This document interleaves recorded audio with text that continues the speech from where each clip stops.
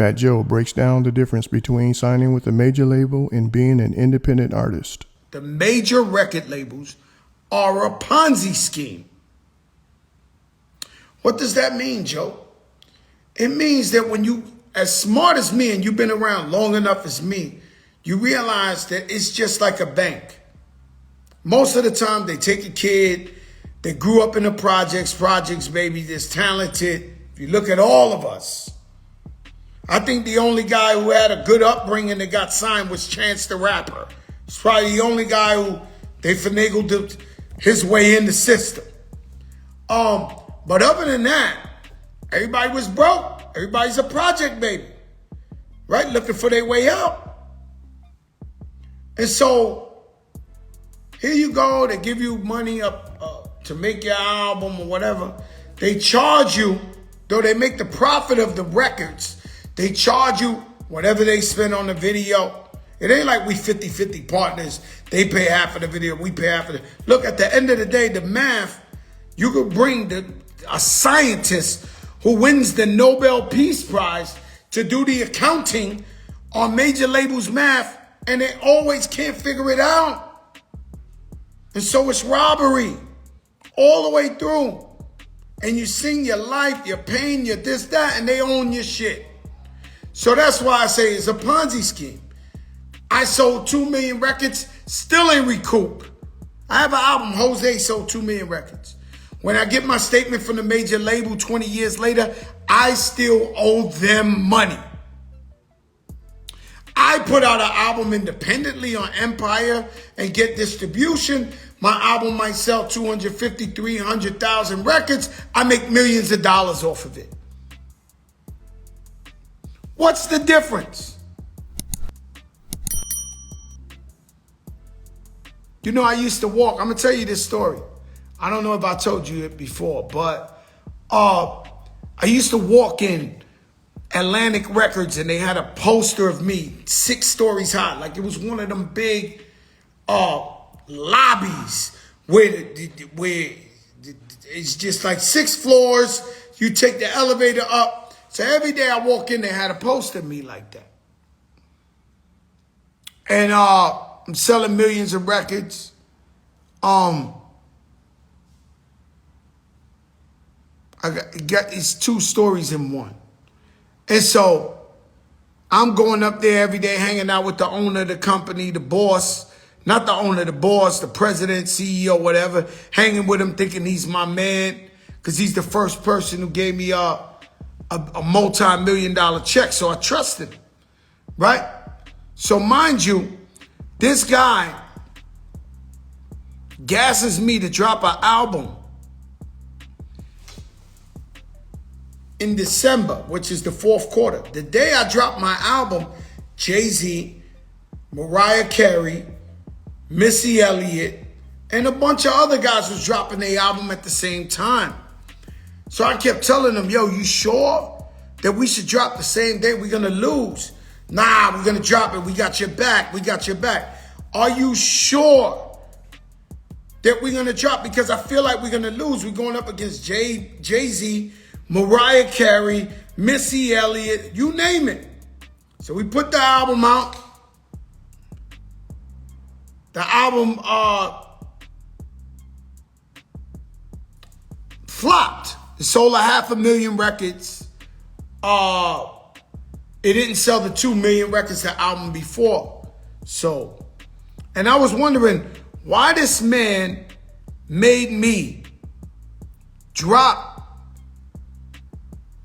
an album on the day that he knew I was going to lose. Later, I found out that at that time, when they used to sell physical CDs, you had to go to the store and buy that. It wasn't streaming sales.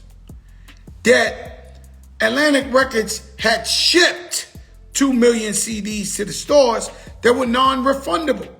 So even though I only sold 500,000, even though I was a failure and I sold 1.5 million less than the album before, they had made their money off of 2 million albums. So according to them on the books, he's selling his boss, Fat Joe, sold 2 million albums. Meanwhile, I don't get paid because they shipped 2 million. I don't see none of the results. To this day, I'm still unrecouped. If you understand what I'm saying to you, let me see some fire signs. Or if I'm talking too fast or I'm talking too deep and you don't get it, I could jump subject. But I go there, my post is 6th floor. One day I go there, they got a T.I. poster, 6th floor. They take my shit off. So I go up there and they say, Joe, T.I. just sold $2 million. You sold 500,000, you're a failure. That didn't sit well with me. Because in order to be successful, you got to be a narcissist. You got to be delusional. You got to believe in yourself like nobody else believes in you. Right? So I go home that night. I can't sleep. I'm thinking. I go back. Next day, I have a meeting with them. I say, hey, listen, man, you're right. I am a failure. I'm going to leave and be the old school at noon. I'm going to go underground. You'll never hear from me again. They were like, sure. Like they were doing me the biggest favor. I was doing them a favor. They let me go off the label. I go independent. I sell 4 million records with Make It Rain. The album goes gold, but this time it's independent. I make $7 a record. I make $3.5 million off of that. So you're going to sit here and ask me why I think going independent is better than being on a major label? That money don't add up. If I was to give you 10 fake phones and tell you to sell them for $10 outside in the rain and snow, but you sell it for $10 and you only make 10 cents, you built the phone, you put the information in it, you put your heart, sweat and tears, your pain, and you only get 10 cents? Be sure to like, comment, and subscribe. So that's why I said major labels are Ponzi scheme. Now, do I have friends and everybody that works for the labels and all that? I'm not trying to stop y'all money. You know I love y'all. I want y'all to keep working. But they asked me, what is the difference between independent and major? Independent is much harder to jump off a career. But you know what they do anyway? Let me tell you what the major labels do, and I'm going to get off this, right? Major labels watch who's hot all over the country. So say, I don't want to use her. Say somebody gets hot in Memphis. The major labels see that they're playing their music down there, people buying their music. They go down there and offer them a check. It's not like the major label made you hot. It's not like they helped you create the song or got you hot. You're already hot. You're about to bust open. They know it, so they come down there and act like they're your friend and give you a check. Now they own all your shit, and you're a slave to the system. Peter, sorry about your moms, man. God bless you, man. I've been praying for you and your moms in a major way. I just want you to know. I know you love your moms. I seen the beautiful going home in 174th. I love you, brother. You know that. I already checked on you personally. But I'm praying for you and your family.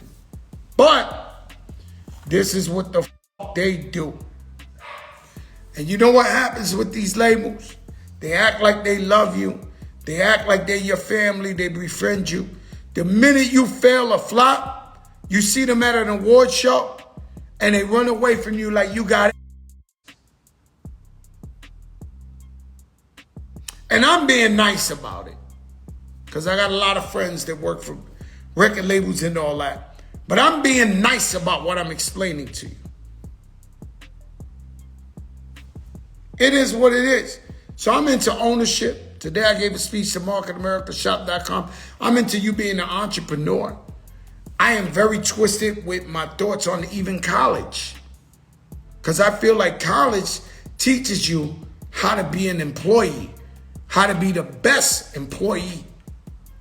I'm into you owning shit. That way you can never get fired.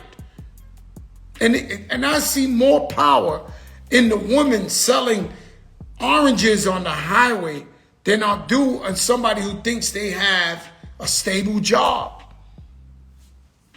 Because once times get bad, it's over. Times get bad, we got to lay off 100 people. You could be number one. I watched Cedric Hollywood get fired from Miami radio station when he was the #1 rated. But they had to make way. You know what happens when you're successful and you're #1? You build up a certain salary. If you're the best, they got to pay you, correct? That's why you're working, so they can pay you because you're the best.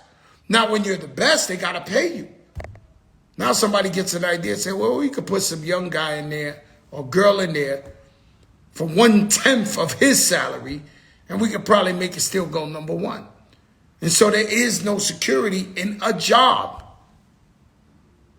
There is no security. I'll tell you about my cousin, my titi Amalia.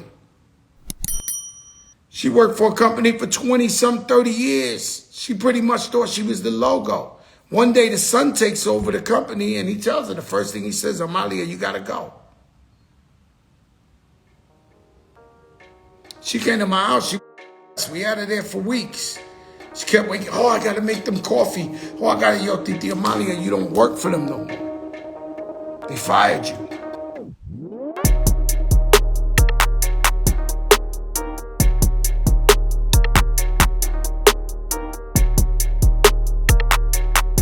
Thanks for tuning in to 9 Mag TV.